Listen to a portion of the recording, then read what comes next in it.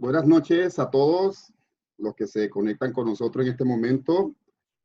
Vamos a dar inicio a esta tercera reflexión de esta segunda fase de este módulo 2 que estamos viendo sobre la vida y mensaje de Jesús de Nazaret. Y como siempre, antes de comenzar,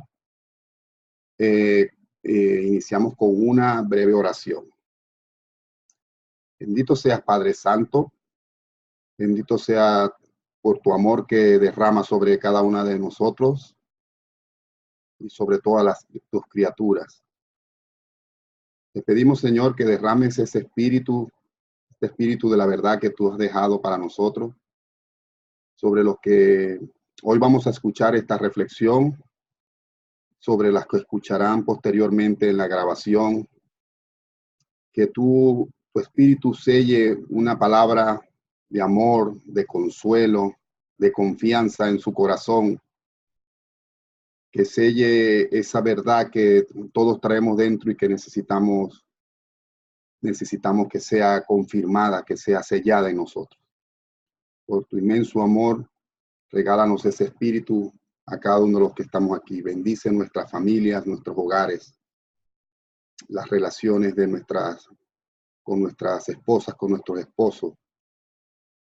Te queremos hacer mención especial hoy, poner en tus manos a la mamá de Marta, que ha partido a tu presencia, para que pueda tener la dicha de encontrarse contigo prontamente.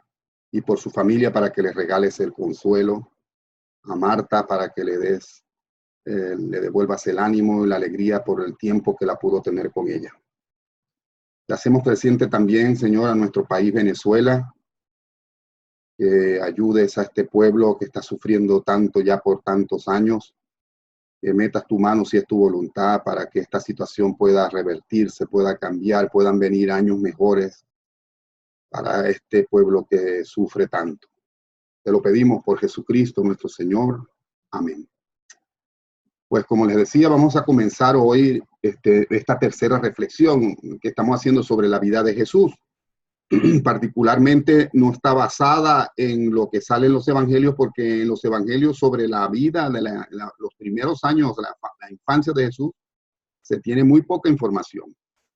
Veíamos en la primera reflexión precisamente el nacimiento de Jesús. En algunos evangelios se menciona, sobre todo en Lucas, habla un poco sobre cómo fue este nacimiento. Y la mayoría de los evangelios arrancan la vida de Jesús desde prácticamente su vida pública con el bautismo de Juan. En la reflexión del día 2 hacíamos un recuento de año por año de la infancia de Jesús, lo que fue pasando, los acontecimientos más importantes que ocurrieron en cada año, en su escuela, los hermanos que nacían, etc. Y hoy vamos a entrar a la reflexión número 3, que vamos a ver precisamente a partir del año 12, 13 de Jesús, de la vida de Jesús, que es cuando un niño hace el cambio hacia su adolescencia, de la niñez a la adolescencia. Y para Israel esta edad del joven se le consideraba la edad adulta, ya era como su mayoría de edad, que para nuestra época son 21 años, 18 años en algunos países, 21 años para algunas cosas. Aquí, por ejemplo, para ir a la guerra, 18 años es mayoría de edad, pero para tomar alcohol necesitas 21 y cosas así. En Israel la mayoría de edad se cumplía a los 13 años. Cuando el niño terminaba su carrera, sus estudios básicos, en el estudio de la Biblia, de la Torá, mejor dicho, y del conocimiento de las Escrituras, y eso lo convertía en un hijo de Dios, por decirlo así, un hijo de los mandamientos. Y la graduación, por decirlo de alguna manera, se hacía en Jerusalén. Acuérdense que Jesús vive en Nazaret, está en Nazaret. Ya ha venido de muchos sitios donde ha estado, de Belén, donde nació, tuvieron que salir huyendo a Egipto, a Alejandría, donde vivió unos años, volvió a la tierra de Israel y llegaron nuevamente a Belén porque estaba cerca de Jerusalén. Pero María quería que Jesús creciera en Belén, cerca de Jerusalén, porque quería que estudiara allí en Jerusalén, que era donde estaban supuestamente las mejores escuelas. Pero José prefería, por cuestiones de que el que estaba gobernando era el hijo de Herodes, y era tan malvado como su papá, prefirió irse a su pueblo de Nazaret, en Galilea. Entonces, cuando un joven ya cumplía su mayoría de edad y tenía como decir, su graduación, celebraba su primera Pascua en Jerusalén. Eso es lo que vamos a ver en el día de hoy. ¿Cómo fue este acontecimiento de conocer Jesús por primera vez, lo que conocemos como la ciudad santa, el templo de Dios y toda la ciudad de Jerusalén? Y fíjense que vamos a ver en un episodio que Jesús en el Monte de los Olivos, a esa edad de 12 años, va a hacer una profecía que después la volverá a hacer ya de su vida adulta.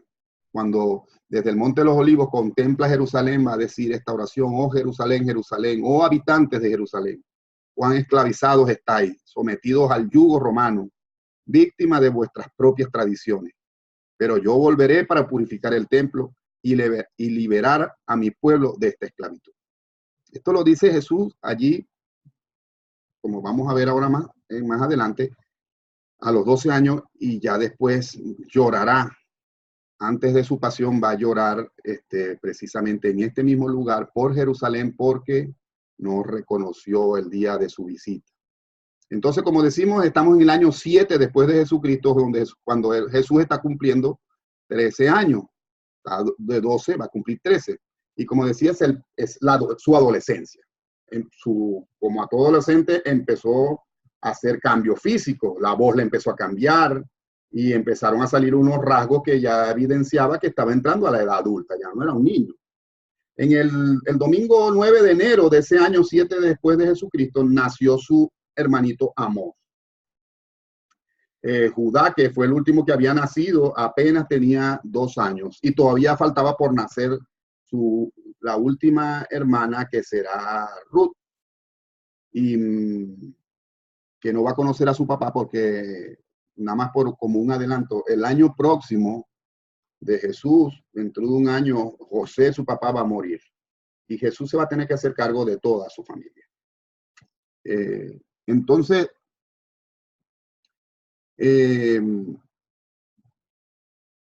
como les decía, Jesús se acaba de terminar el 20 de marzo del 7, de ese año 7, se graduó en la escuela local, en la sinagoga de Nazaret, y fue nombrado hijo de los mandamientos, hijo del Altísimo.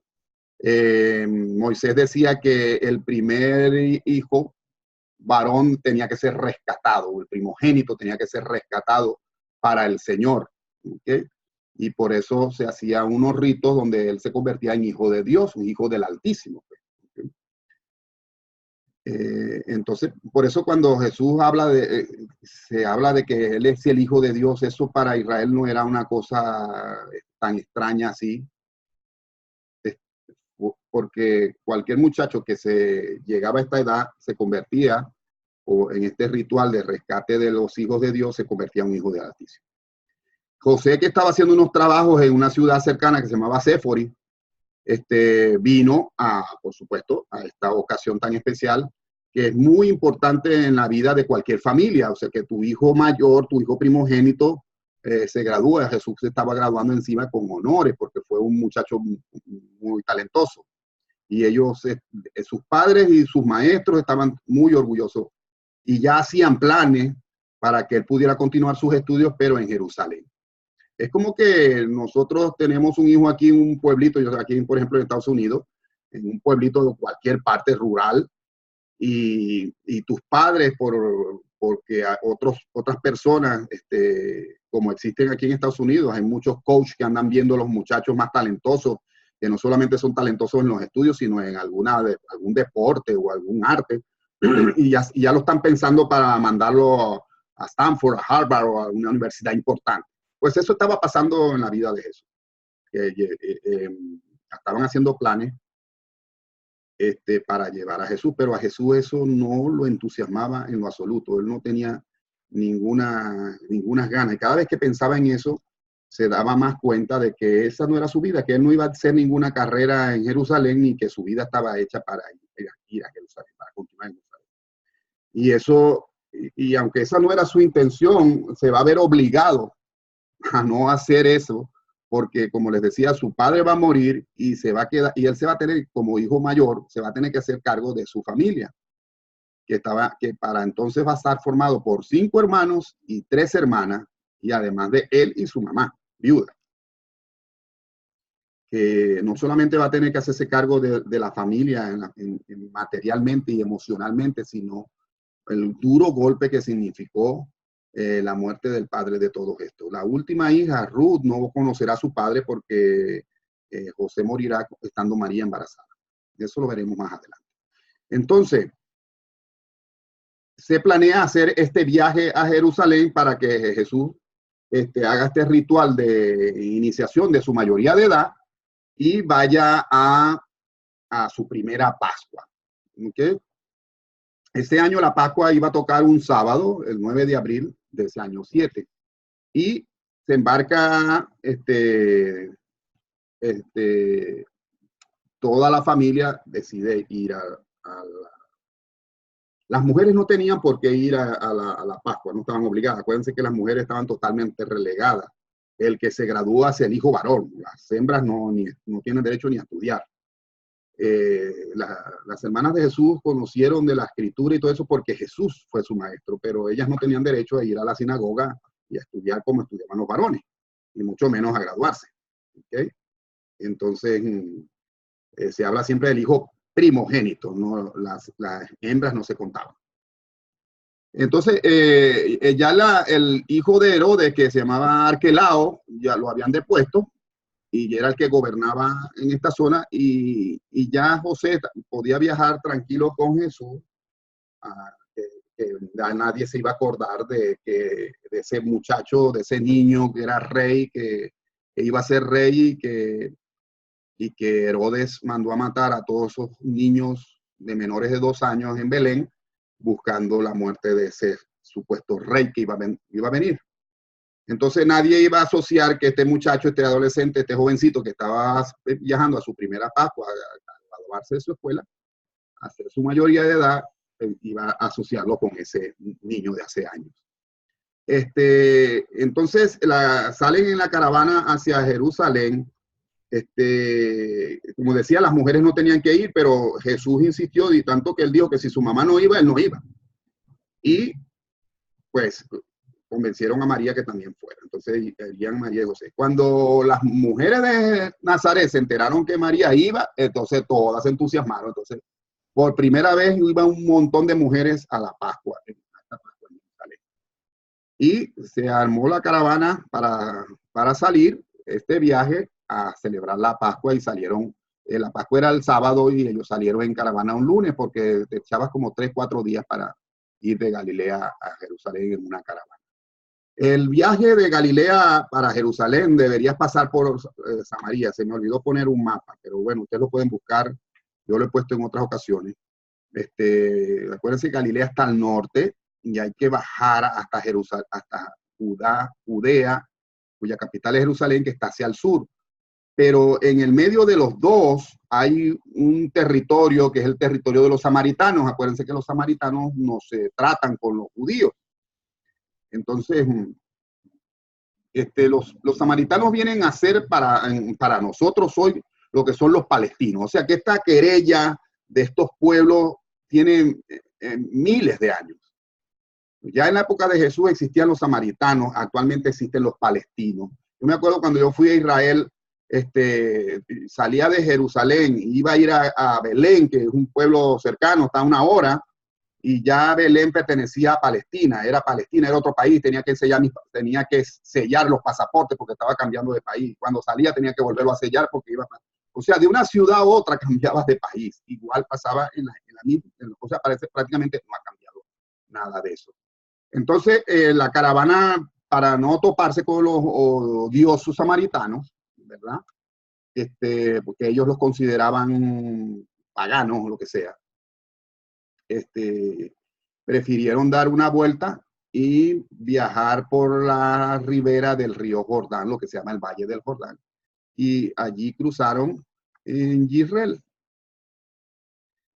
y pasaron por el monte Gilboa. ¿Se acuerdan del monte Gilboa? A mí me gustaría hacerle preguntas a ustedes a ver si van entendiendo. El monte Gilboa fue donde se inmoló el rey Saúl cuando perdió esa batalla, y allí murió y lo sucedió el rey David.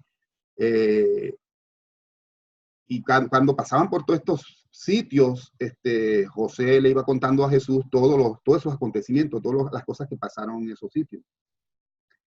Y pasaron también, o rodearon a la ciudad, una ciudad cosmopolita, pero era muy griega, que se llama Exitópolis, y que está a las orillas del lago de Galilea. Pero como es un pueblo netamente griego, ¿se acuerdan que en la charla anterior yo dije que José el año anterior había llevado a Jesús a conocer, y Jesús se quedó embelesado de la belleza de la arquitectura griega y los coliseos, donde casualmente estaban los Juegos Olímpicos, y él vio eso y se encantó, pero José se ofendió de que al niño le gustaran esas cosas. De tal manera que cuando rodearon Exitópolis, porque la caravana no podía entrar ahí, porque si ellos tenían contacto con un pagano, quedabas impuro y ya no ibas a poder celebrar la Pascua. Entonces, rodearon esta ciudad, y María se extrañó de que José y Jesús no comentaran nada de ese viaje, porque ellos ninguno de los dos le había contado a María el altercado que habían tenido un año atrás. Pues van viajando, van camino por el Jordán, y el Valle del Jordán es una tierra muy fértil, tiene un clima más o menos tropical, o sea, más bien caluroso, y ellos se quitaron sus abrigos y ahí caminaron y disfrutaron de esas tierras fértiles y los campos de trigo y demás árboles que estaban floreando ya para esa época. Acuérdense que estamos entrando en la primavera. Y si miraban hacia atrás, iban a ver el monte Hermón, que siempre es un monte que siempre está cubierto, es la montaña más alta de Israel y siempre está cubierta de nieve. El segundo día de viaje, ahí cuando se pasaron, le dieron un rodeo a Exitópolis, llegaron a un sitio de las orillas del Jordán que había, donde pudieron acampar, y ahí pasaron la noche a cielo estrellado.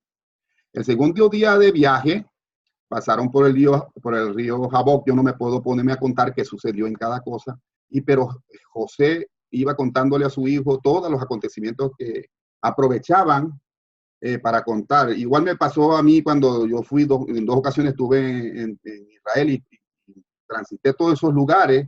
Nuestro guía también iba contando qué ocurrió en cada sitio. Es lo normal, es lo lógico. Como si tú en tu país tienes sitios históricos donde ocurrieron batallas o cosas importantes, y si tú vas a ese sitio, vas a querer conocerlo, ¿verdad? Entonces aquí José les contó todo lo que pasó allí, sobre todo del juez Gedeón. Ya cuando fueron a acampar, pasaron cerca de la montaña, una montaña que se llama el Monte Sartaba, porque desde ahí se veía una fortaleza inmensa, un palacio que había construido Herodes, muy hermoso. Es particularmente famoso porque en ese palacio Herodes encerró a una de sus esposas y estranguló a sus hijos. Eran reyes realmente dementes, y no tenían piedad ni por sus hijos ni por sus esposas. Imagínense lo que harían con el pueblo. Por eso la gente les temía mucho. El tercer día del viaje llegan a Jericó, y ya Jericó estamos prácticamente muy cerca de Jerusalén. Acuérdense que Jericó, José y María sacaron a Jesús y lo llevaron más adelante, donde estaba el Jericó original, donde estaba en la ruina, porque acuérdense que Jericó, Josué, que es el verdadero nombre de Jesús y por el cual Jesús recibió ese nombre, derribó las murallas y todo ese cuento, ¿no? Entonces ahí contaron toda la historia.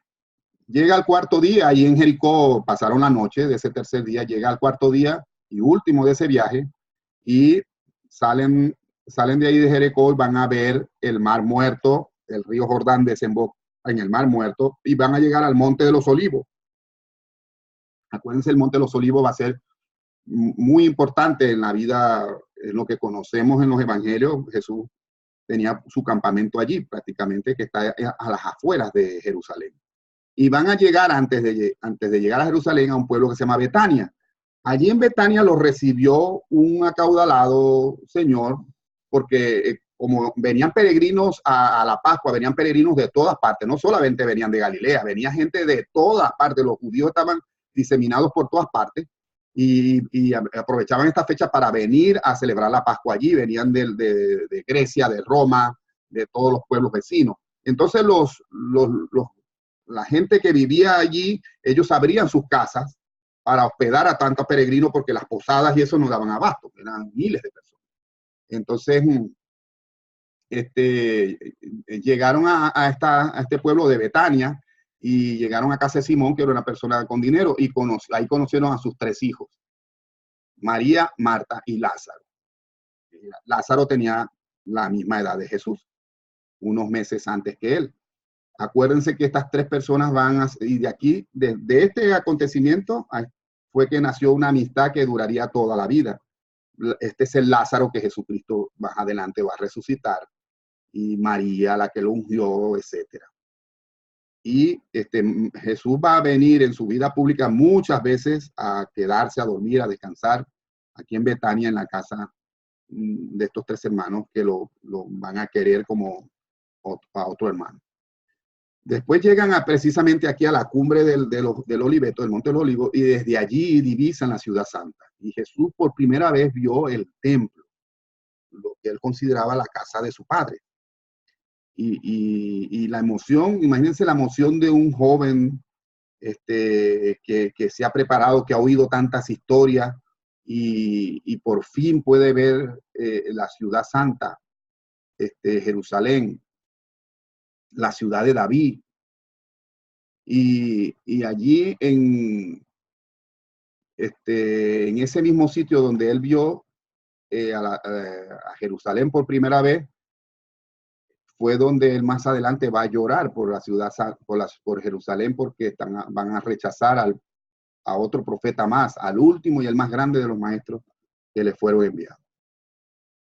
Por fin llegan a Jerusalén, ya era tarde, era jueves en la tarde, llegan a la ciudad de Jerusalén y lo primero que van es a ver el templo, pero solamente a verlo, a conocerlo. Y Jesús se maravilló mucho de la cantidad de gente, la congregación de gente, de judíos que estaban allí. Nunca había visto tanta gente junta. Y se puso a meditar de cómo es posible que tanta gente viniera de tan lejos a visitar esta ciudad para esta fecha. Allí en Jerusalén van a aprovechar para visitar las academias, las escuelas donde querían que Jesucristo viniera a estudiar, pero ahí solamente se podía entrar cuando tuviera 15 años. Y María y José tenían mucha ilusión de que su hijo pudiera estudiar en esa escuela. Era como un privilegio, no cualquier muchacho podía estar allí. Pero Jesús estaba muy impresionado por todo lo que veía, por el templo, por los servicios, por todas las actividades.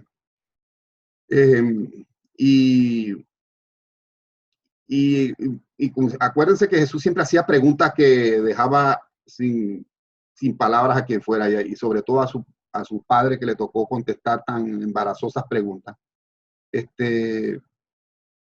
Y cuando aquí, por ejemplo, cuando vio todo lo de los sacrificios de los animales que estaban haciendo, porque para la Pascua tenía que comer un cordero, y cuando él vio todo eso, él le hacía preguntas a su papá como esta: ¿por qué el Padre Celestial exige el sacrificio de tantos animales inocentes, desamparados? Él no podía entender cómo eso se podía ser una ofrenda para Dios, cómo Dios, su Padre, podía estar contento con una ofrenda de ese tipo, matar animales, cuando él era un niño tan sensible a todo lo que era la naturaleza.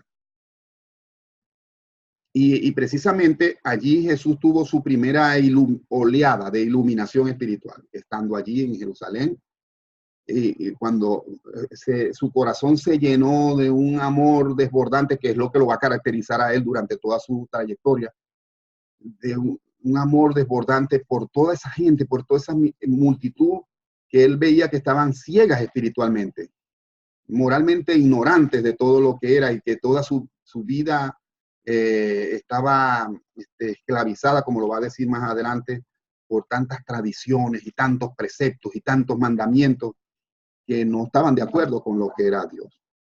Pero sin embargo, fue uno de los días más importantes para Jesús, y por primera vez un ser celestial se le apareció. Acuérdense que Jesús va a tener estos encuentros ya en la edad adulta, cuando está en Getsemaní antes de su pasión, un ser de estos, que nosotros los llamamos ángeles, que viene a consolarlo, etc. Aquí, a los 12 años, él recibe la primera visita, por primera vez, de un ser que le va a decir: ha llegado tu hora, ya es tiempo que comiences los asuntos de tu Padre.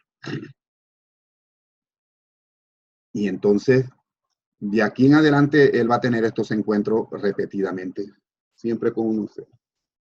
Entonces, ¿qué pasó con Jesús aquí en Jerusalén? La Pascua no era un día, no era una celebración, era una semana de fiestas. Había un día que empezaba con la cena pascual, que era ese sábado, pero toda la semana se hacían cosas. Era como las ferias nuestras en nuestro pueblo, ¿sí? Entonces, como les decía, que las mujeres raramente iban a la fiesta de Pascua, pero como Jesús no quiso ir sin su mamá, pues su mamá decidió ir, y todas las mujeres muchas mujeres de Nazaret se decidieron a embarcarse también. Y cuando Jesús va a llegar ahí a su ritual, pues, ¿okay? Al ritual que le toca celebrar su paso de la niñez a la juventud. Y cuando él llega allí, va a empezar los edificios, el templo, los palacios, todo. Ahí está el Palacio de Herodes, está la Torre Antonia, donde está donde el cuartel de los romanos, etcétera. Y hay muchos palacios, muchas cosas, y eso lo impresiona mucho a él, sobre todo el templo. Porque el templo, no se imaginen el templo ese como ni siquiera como alguna de las iglesias nuestras, un edificio y 3 locales. Eso era una cosa inmensa, impresionante. Pero Jesús va a empezar a tener sus primeras grandes desilusiones.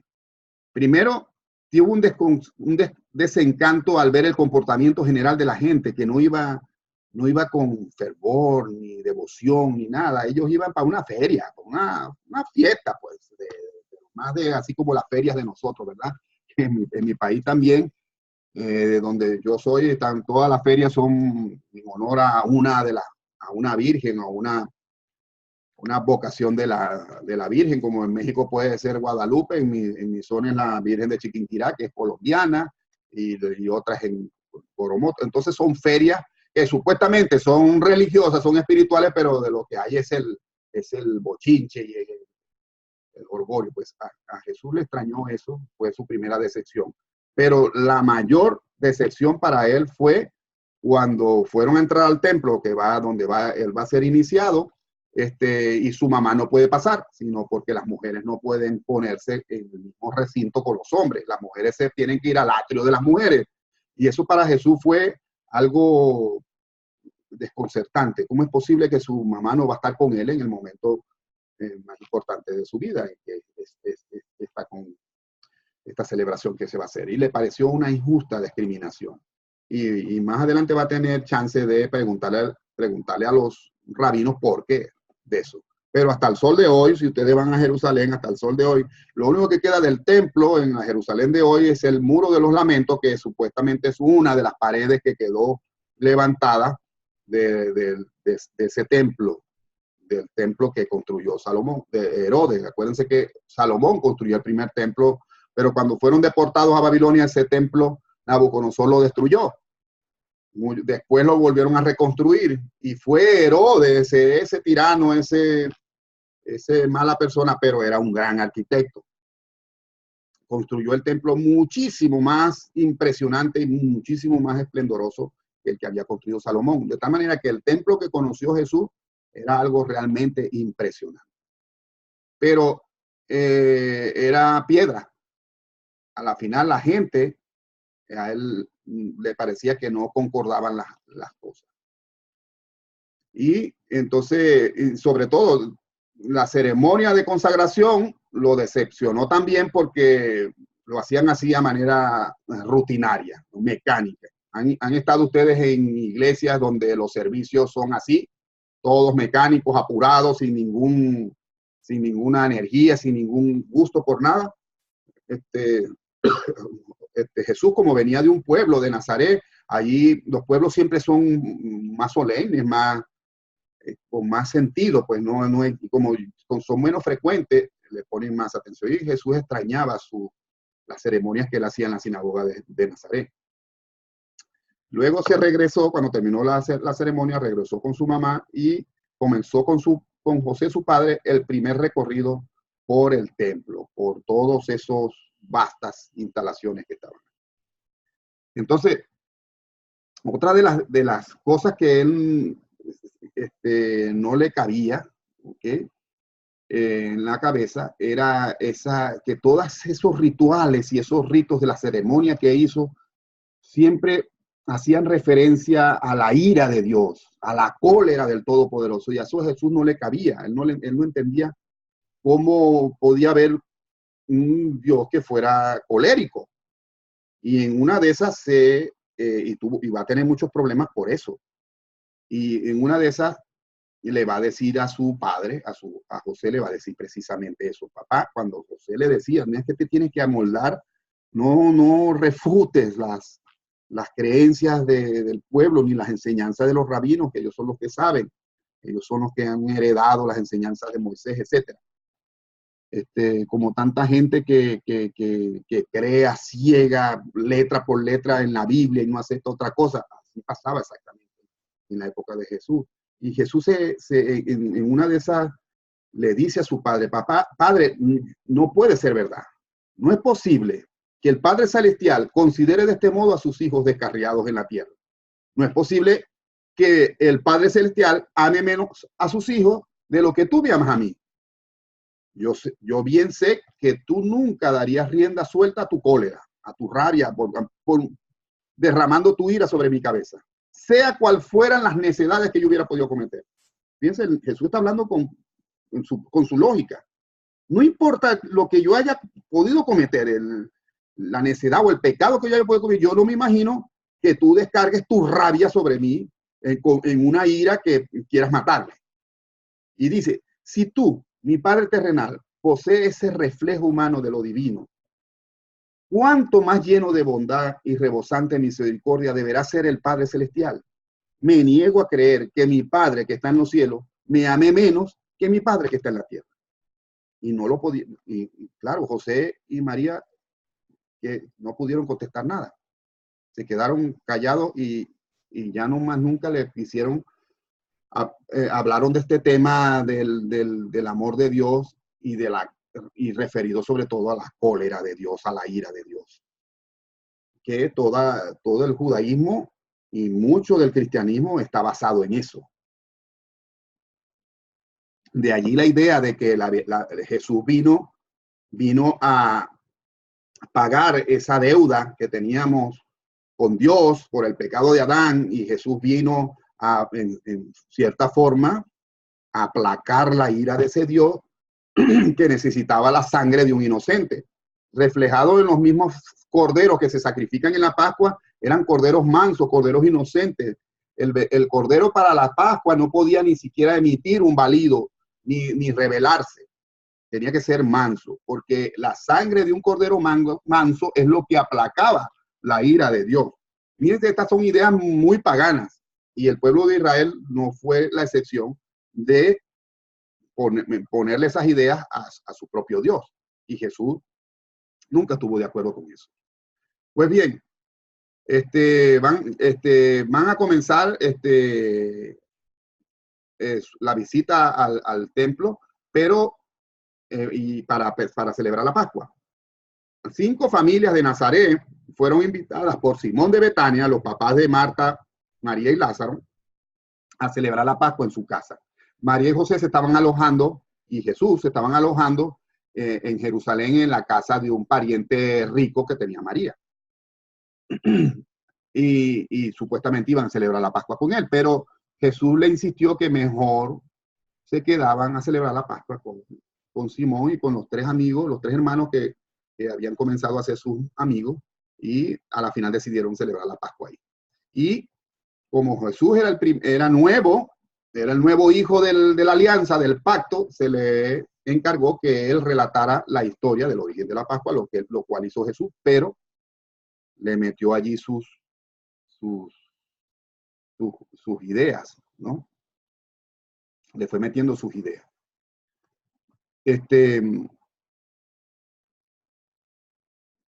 Ya, y fíjense que aquí cuando Jesús visita el templo con su padre, como les decía, le asombró el espíritu de irreverencia que tenía la gente en el templo.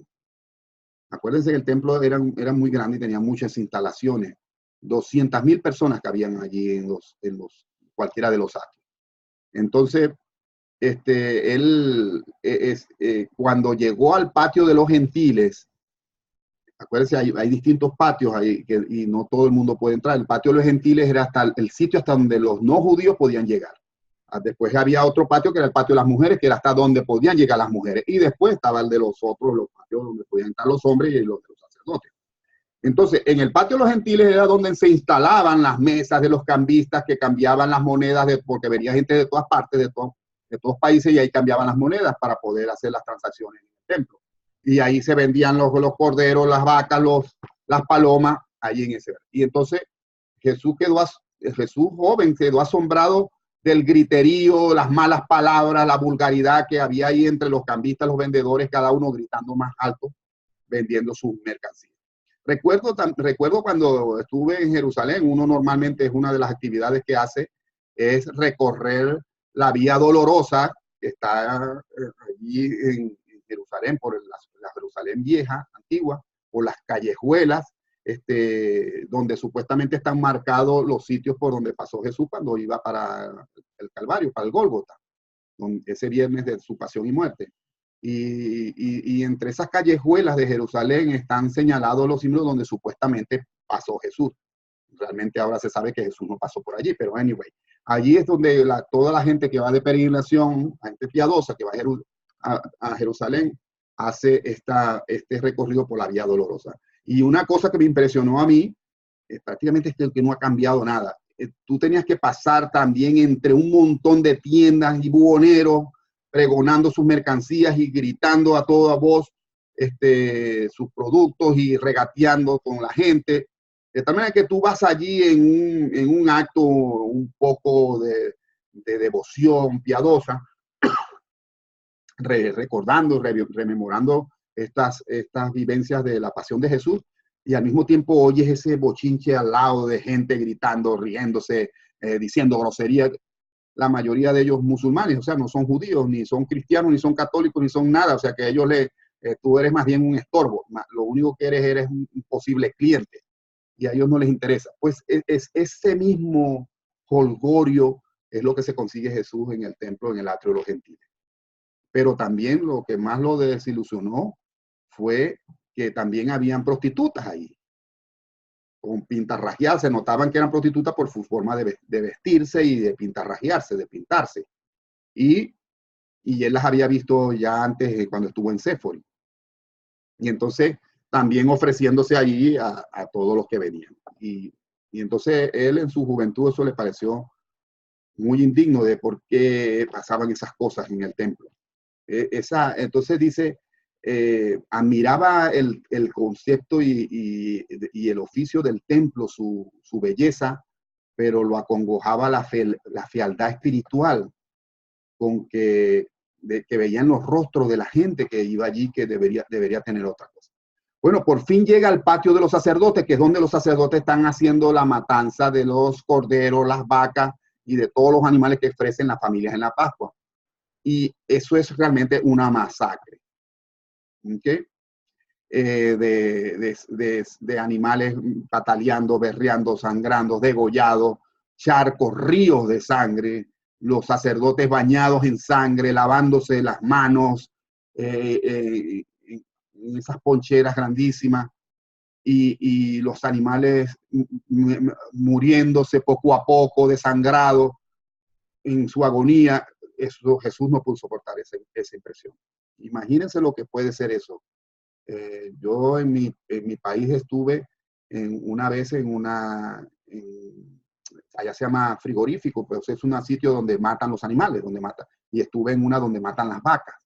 Si ustedes son sensibles a la muerte de los animales, al sufrimiento de los animales, eso los va a deprimir realmente. La agonía, cómo los matan, cómo primero les dan un golpe en la cabeza y después le pasan una lanza por la yugular, le cortan con un cuchillo, ahí los dejan dando patadas hasta... No, es horrible. Imagínense a este joven que ve por primera vez eso y en esas cantidades, en esos volúmenes tan grandes. Tanto fue así que Jesús le agarró la mano a su papá y le dijo, sácame de aquí. No lo pudo salir. Y José tuvo que sacar a Jesús, se tuvo que abrir paso allí entre la gente y la gente, los demás gente riéndose y burlándose porque Jesús prácticamente se fue llorando de allí. Entonces, José, para cambiar un poco la mala impresión que se había recibido Jesús, lo llevó a lo que se llama la Puerta Hermosa, que es una puerta de salida de Jerusalén, que está hecha en bronce de Corintio y es muy bellamente labrada en bronce. Pero ya Jesús no quería ver más nada. Buscaron a María y vieron el palacio de Herodes, que era una cosa impresionante, donde también cuando va a ser mayor en su pasión, lo van a llevar a ese palacio. Vio la torre Antonia, donde están los guardias romanos, pero ya Jesús no quiso más. Entonces, llega el día de la Pascua y Jesús lo va a celebrar les decía, con la familia de Simón en Betania, junto con otras 5 familias que venían de Nazaret. Y Jesús narró como había visto estas impresiones de la matanza, que por eso es que él dice, ¿cómo es que Dios necesita de eso? De esa sangre y de esos animales inocentes. No lo podía entender. Y ya aquí Jesús cuando le mandan a narrar la historia de la Pascua, del origen de la Pascua, él va a meter sus ideas y va a pensar en un día él va a celebrar una Pascua, pero sin el cordero sacrificado. De hecho, en la última cena, cuando la explicamos, si no se recuerdan, la pueden ver, todo eso está grabado en el canal. Yo les dije que la Pascua, esa última Pascua que Jesús, de hecho Jesús, las siguientes Pascuas que él va a hacer, ya cuando lo haga de manera adulta, siempre va a ser sin el cordero pascual, sin el animal sufriendo. Después de la Pascua, van a irse a dormir y prácticamente ese día no pudo dormir. Jesús tenía pesadillas con lo que había visto de la matanza. Y también José y María tampoco podían dormir, pero era porque veían la angustia de su hijo, no podían entender su manera de pensar, de ver las cosas. Y tampoco estaban atónitos. Van a ir al otro día, van con Lázaro, lleva a Jesús y le hace otro recorrido, y Jesús va a ver ahí, va a identificar ahí todos los sitios, porque esa semana después de la Pascua, lo que hay son charlas abiertas de los rabinos, de los grandes maestros, hablando de distintos episodios bíblicos, o hablando de la oración, o hablando de ángeles, o hablando del cielo, del infierno, de cualquier tema, y la gente puede ir. Y Jesús, como ya era adulto, ya tenía permitido asistir a esta charla. Y entonces ya Jesús identificó dónde se reunían estas charlas, y él, los siguientes días después de la Pascua, él va a estar yendo a Jerusalén a oír estas charlas, estas conferencias docentes.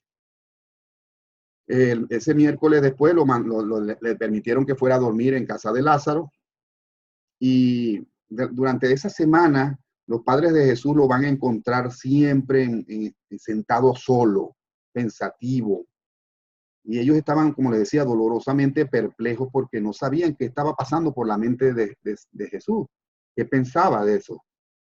Y realmente en Jesús estaba despertando algo, todas estas cosas. Acuérdense que Jesús él no sabe quién es. Para él es un niño normal, es un joven normal. Simplemente está recibiendo ya destellos de luz de su verdadero origen, pero tiene sus problemas con, con las ideas que tiene su familia y que tiene su pueblo. Y entonces para él va a ser muy difícil. Pues, cuando se termina esta semana de Pascua, ya la caravana se había puesto de acuerdo que iban a reunirse temprano en la mañana para salir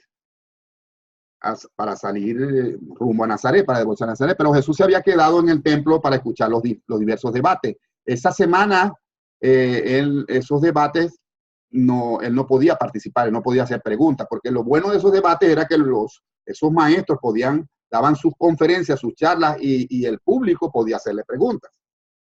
Entonces, en estas caravanas, incluso el viaje de caravana, cuando vinieron de Nazaret y ahora cuando se tenían que regresar, los hombres no viajan con las mujeres. Los hombres viajan por un lado, las mujeres viajan por otro lado.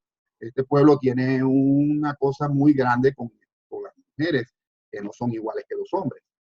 Y entonces van separados. Entonces, cuando en el viaje de Nazaret hacia Jerusalén, Jesús vino con su mamá.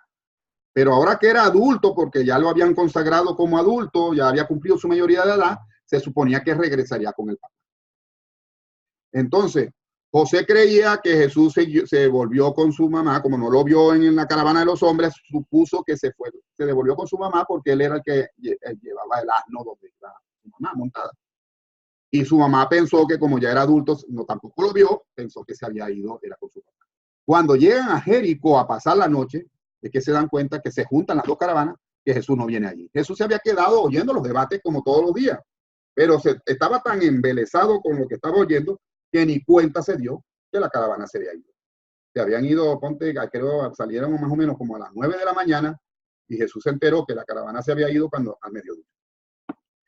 Total que cuando Jesús fue, ya todo el mundo se habían ido y él no se preocupó. A él lo que le encantaba era poder oír todas estas charlas, todas estas conferencias. Al concluir esa tarde, ya su familia estaba en Jericó y él se devolvió a Betania, a la casa de Simón, donde estaban sus amigos, ¿verdad? Y al otro día se levantó muy temprano y se dirigió al templo, pero ya como todo el mundo se había ido, ahora los debates seguían, las conferencias seguían, pero ahora se le permitía, ya él podía hacer preguntas. Y como ya había bajado mucho el número de gente que había asistido, Jesús se atrevió a preguntar. Sus padres, también en la mañana decidieron desandar lo que es recorrido, marcha atrás, devolverse, ir a preguntar en todos los sitios. Ahí, acuérdense que en Jericó ellos habían de venida, se habían hospedado, fueron a esos mismos sitios donde se habían hospedado varios de sus amigos a preguntar si habían visto a Jesús. Nadie había visto a Jesús, entonces decidieron regresarse a Jerusalén. Llegan a Jerusalén, llega ese segundo día de conferencias cuando Jesús decide hacer algunas preguntas. Y estas preguntas que hacía ponían aprietos a todos estos maestros. Algunos lo recibían de buena gana, otros no tanto. Lo cierto fue que se corrió la voz que había un muchachito de Galilea que estaba poniendo en aprieto a los sabios de la ley. Y entonces se fue congregando cada vez más gente, ya no tanto para oír a los sabios, sino para oír a este muchachito que hacía unas preguntas.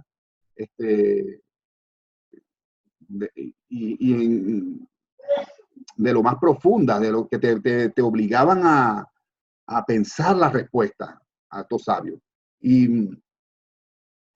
Pero lo hacía de una manera tan cordial, o sea, no como así como desafiando, sino con un verdadero deseo de saber, de aprender, de conocer la profundidad de esas creencias. Hasta que tuvo la osadía de poner en tela de juicio, porque el atrio de los gentiles, acuérdense, los gentiles es la parte de hasta donde pueden llegar los no judíos. Si tú pasas, te pasas al lado siguiente, que ya es el lado de los judíos, te matan. Ahí hay un letrero que dice, si usted pasa de aquí, es muerto. O sea, no te van a juzgar ni nada, te matan de una vez allí. Entonces Jesús estaba como criticando, preguntándole a un rabino por qué un gentil que se había emborrachado y se tropezó y cayó del otro lado y lo mataron. Simplemente por haber resbalado hacia el otro atrio que supuestamente está lo santo, lo sagrado, y ellos no podían entrar. Y cuando uno de los maestros de estos viejos, oyó que Jesús, este niño, dice esto, le pregunta, ¿y qué edad tienes tú para estar haciendo ese tipo de críticas? Jesús le replicó, yo tengo 13 años, aún me faltan unos meses para cumplirlo.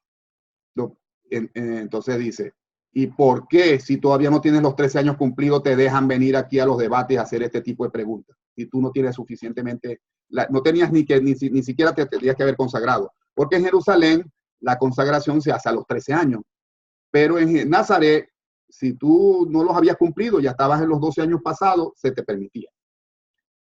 Y entonces, y Jesús explica eso, es que yo soy estudiante de las escuelas de Nazaret y ahí lo permiten. Y todo se oyó un murmullo burlón diciendo, lo hubiéramos sabido, si es que el muchachito es de Nazaret. Porque Nazaret se conoce, acuérdense que les dije que Nazaret se conocía porque era muy liberal en su manera de pensar, muy light, no eran tan estrictos como los rabinos, como los maestros de Jerusalén. Y entonces, de todas maneras, el jefe del grupo de la sinagoga dijo que el joven no tenía ninguna culpa de que lo hubieran ordenado, de que lo hubieran consagrado, que si sus maestros en la sinagoga lo habían visto correcto, pues él no tenía culpa. Y se determinó que él podía seguir viniendo a la charla y seguir oyendo. Jesús se devuelve a Betania, pasa su segunda noche allá, ¿okay? Y al tercer día regresa y vuelve a las charlas, a las preguntas. José y María ya están en Jerusalén desde el día anterior y andan dando vueltas locas, andan por las casas de todos donde saben que se alojó cualquier familia de las que venían de Nazaret, averiguando si su niño está ahí, y nadie lo había visto. También oyeron el rumor de que había un muchachito de Nazaret que estaba confundiendo los sabios, pero a ellos no se les ocurrió que era su hijo, que podía ser su hijo. Entonces llegaron muchas veces al templo donde estaban las charlas y simplemente, como no se les ocurrió que Jesús podía estar ahí, simplemente miraban y salían. Pues Jesús, en este tercer día de debate, él se atreve a hacer un poco de preguntas que prácticamente no tenían cómo responder. Algunas de estas preguntas se las pongo aquí. Dice, ¿qué es lo que hay realmente en el Santo de los Santos, detrás del velo?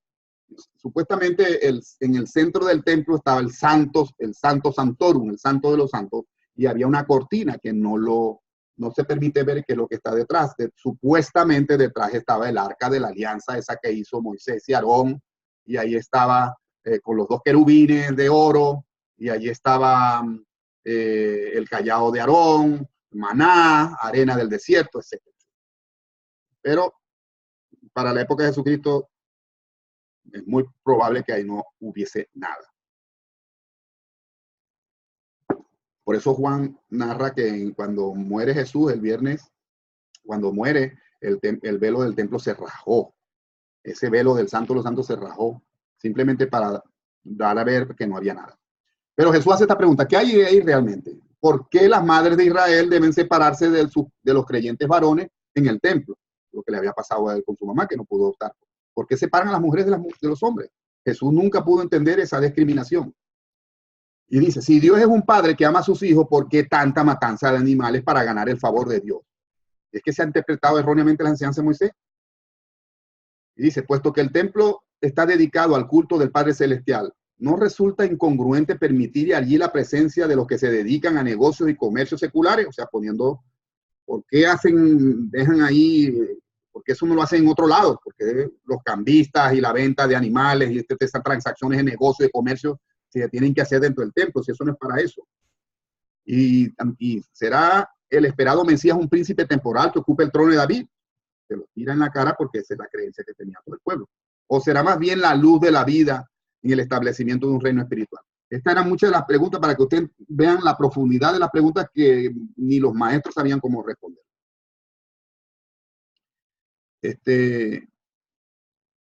Por fin,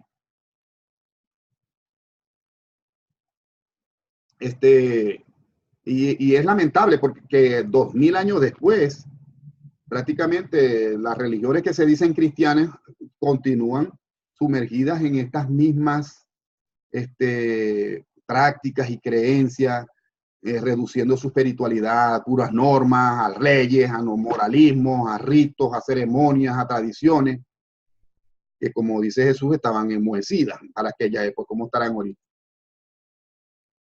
Unas religiones que mantenemos la misma idea del cristianismo, del judaísmo, de la época de Jesús, estamos cargando con culpas que no sabemos cómo espiarlas, cómo se van a pagar, cómo hacemos para aplacar a un Dios supuestamente amoroso, pero que también es cólera y es ira, altamente justiciero, que se enfada por la conducta negligente de sus hijos. De tal manera que ese amor incondicional del Padre que conocía a Jesús y que le costará muchísimo hacérselo entender a sus mismos apóstoles, imagínense que 2000 años después hay muchísima gente que tampoco lo puede entender. Tampoco puede entender cómo Dios puede amar así, con los ojos cerrados. Pues llegamos al cuarto día y en el templo, y los papás de Jesús, locos buscándole, y no podían, se llegaron muchas veces a estar muy cerca de él, pero no podían creer que él fuera el joven que se había hecho ya famoso. Y a Jesús estaba extrañadamente despreocupado de que por su papá. O sea, él no estaba preocupado por eso. Acuérdense que para Jesús él había cumplido su mayoría de edad. ¿Ok? Es como que tu hijo cumpla 21 años. Si ese día que fue a celebrar sus 21 años ya no vino a dormir a la casa, tú no tienes que formar ningún rollo porque ya él es mayor de edad. Pues esto fue más o menos lo que tenía Jesús en su mente. Por eso él no estaba tan preocupado de dónde estará papá y mamá, también está preocupado por mí. Él estaba más preocupado por poder entender todas estas conferencias que estaban ahí.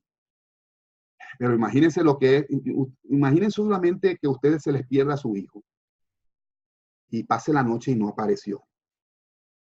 Se pasan todo el día siguiente deambulando por todas partes y la angustia al doble. Al tercer día la angustia es infinita. El cuarto día, les aseguro que se quiere morir. Imagínense ustedes que su hijo se les pierde aquí en Estados Unidos en un mall, se los roban. La angustia de los padres y sobre todo de la madre, es grandísima. Pero Jesús extrañamente no estaba preocupado por eso. Cuando por fin habían ido muchas veces a esas charlas, habían entrado en el templo, pero no dio la casualidad que no oían a Jesús hablar en ese momento y simplemente no se ponían a indagar.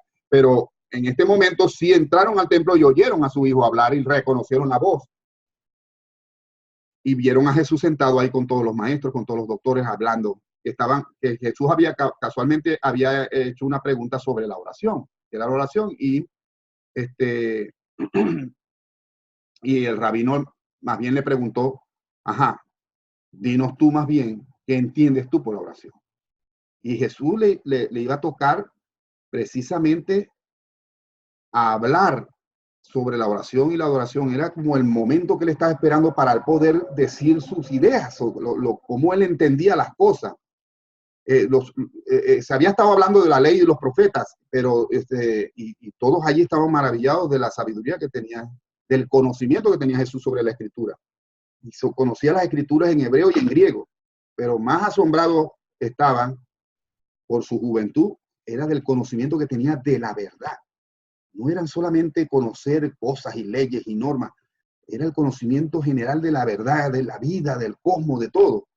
Y precisamente le iba a tocar hablar y así iba a preparar para hablar de la oración, cuando sus papás, o sea, habían pensado ir a casa de Zacarías y Isabel, que era la prima prima lejana de María, a ver si Jesús se había hospedado allí, pero pensaron, no, como Zacarías es sacerdote, a lo mejor está en el templo, y se fueron al templo, y es cuando llegan al sitio donde está Jesús, que estaba hablando, estaba comenzando a hablar, y oyen su voz, y María soltó toda su rienda suelta, su ansiedad, el temor que tenía, la angustia que había tenido ya de 4 días, y se le abalanza a su hijo y le dice, hijo mío, ¿por qué nos tratas así? Hace más de 3 días que tu padre y yo te buscamos acongojados. ¿Qué te llevó a abandonarnos? O sea, todos los que estaban ahí presentes quedaron en shock. Vieron la angustia de sus padres y vieron a Jesús también que no sabía qué hacer. Pero como les digo, ya Jesús era para él y para Israel era un adulto. De hecho, que su mamá lo tratara así, él le pudo haber dado una mala contesta, por decirlo así. Pero Jesús le hizo frente a la situación sin tomar ninguna parcialidad, entendiendo la situación, y después de pensar un momento, le respondió. La gente estaba allí solamente escuchando qué pasaba. Dijo, ¿por qué me habéis buscado durante tanto tiempo? ¿No os imaginabais que me encontraríais en la casa de mi padre? Puesto que ha llegado el momento para mí de ocuparme de los asuntos de mi padre. O sea, como diciéndole, ¿por qué andaban como locos buscándome donde quiera? Lo que pasa es que Jesús hablaba de esas cosas y todavía cuando él sea mayor, su familia va a creer que él estaba loco. Pero ya él hablaba de Dios como su padre. Y por eso él enseñaba, ¿por qué andaban como locos buscándome por todos lados? Tenían que haberme venido a buscar aquí me hubieran encontrado desde el primer día, desde el primer momento, ¿verdad? Y la gente se fue y dejó a los padres solos con su hijo, y ellos agarraron a su hijo y se fueron. De camino a Jericó pasaron nuevamente por Betania, por el Monte de los Olivos, y Jesús va a decir esa oración que les dije yo al principio. Se para en el mismo sitio donde muchos años más adelante va a hacer esta profecía llorando por Jerusalén. Pero en este momento va a decir, oh Jerusalén, Jerusalén, oh habitantes de Jerusalén, cuán esclavizados estáis, sometidos al yugo romano. Sí, sí es verdad que están esclavos del yugo romano, pero están más esclavizados de sus propias tradiciones, de sus propias, toda esa amalgama de cosas que él vio sin sentido, de un Dios iracundo, colérico. Yo volveré para purificar el templo y liberar a mi pueblo de esta esclavitud. Y ya de regreso a Jerusalén, ya no, Jesús al final, el viaje a Jerusalén son 3 días y hablaron muy poco. Los padres tampoco le dijeron nada, pero no podían entender la conducta de su hijo, ni entendían tampoco las palabras que dijo. No entendían eso del padre, de mi padre. Imagínense, es lógico, ¿no? Ellos creen que Jesús es su hijo. ¿Ok? Sí, un hijo de promesa, pero es su hijo. José y María van a morir y jamás se van a enterar que su hijo fue Dios, que vivió con ellos toda la vida y que amamantaron y criaron al mismo Dios, al mismo creador. Nunca se enteraron. Entonces Jesús, para tranquilizarlos y reiterarles el afecto que les tiene, les dice, si bien debo obedecer la voluntad de mi Padre Celestial, no dejaré de obedecer a mi Padre terrenal. He de aguardar a que llegue mi hora. Jesús comprendió que él tendría que esperar, y a partir de este momento Jesús va a tener que hacer un equilibrio entre el deber y la lealtad. El deber con su familia y con las creencias de su pueblo, inclusive que son las mismas que tiene su familia judía, y la lealtad a su misión, al propósito para lo cual él fue el llamado. Que acuérdense que aquel ser ya le dijo, ha llegado tu hora, ya es la hora de que te encargues de los deberes de tu padre. Por eso Jesús va al templo. Pero Jesús supo balancear durante toda su vida lo que era el deber con la voluntad de su padre y las obligaciones con su familia y con la sociedad. Cuando llega a Jerusalén, José estaba perplejo, no entendía nada de esto.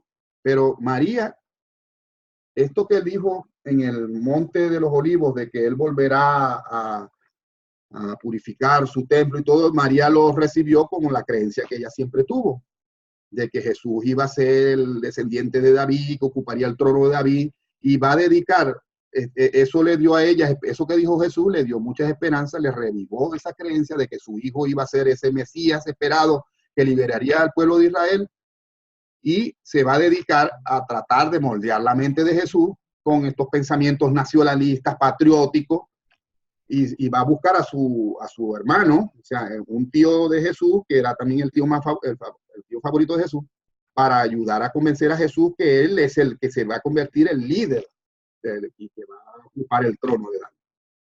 Por supuesto, o sea, para Jesús no va a ser no solamente difícil mantener un equilibrio con las creencias de su pueblo, sino también con las creencias de su familia, de su madre sobre todo, que nunca va a entender la misión y el propósito espiritual y universal de Jesús, y ella lo reduce simplemente a una cosa nacional, de un pueblo, de una raza, de un grupo.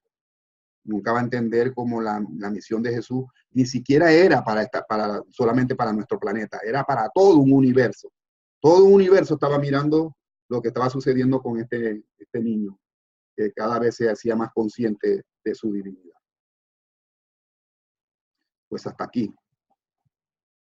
Hasta aquí nuestra charla de hoy.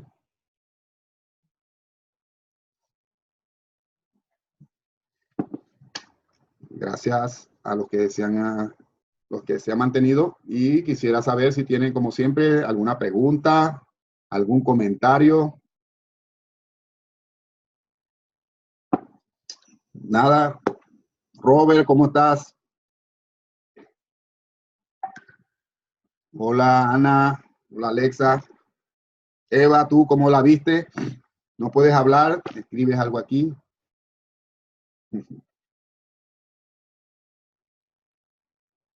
Déjame ver si me están escribiendo algo en el chat. Sí, me dice Eva que ha tenido problemas con el video, aunque lo oyes muy bien. Dice un comentario Eva: todavía hoy día la iglesia habla de la ira de Dios. Muy razonable lo que decía Jesús. No existe tal día. Excelente charla. Gracias, Eva. Ese era realmente el mensaje. Y ese realmente fue el verdadero, el mayor problema que tuvo Jesús. Solamente cambiarle esa idea a su familia y a sus apóstoles. Los apóstoles estuvieron 3 años con él oyendo su mensaje y no pudieron entender nunca eso. Pues, si no hay más preguntas, dentro de un rato pondré la grabación para que la puedan escuchar después. Si alguno quiere dejar algún comentario en la grabación o en el chat, bienvenido sea. Si no, nos vemos, nos despedimos. Hasta el próximo jueves y que tengan un feliz fin de semana. Hasta luego. Les despido de ustedes con la bendición de Dios. Chao a todos.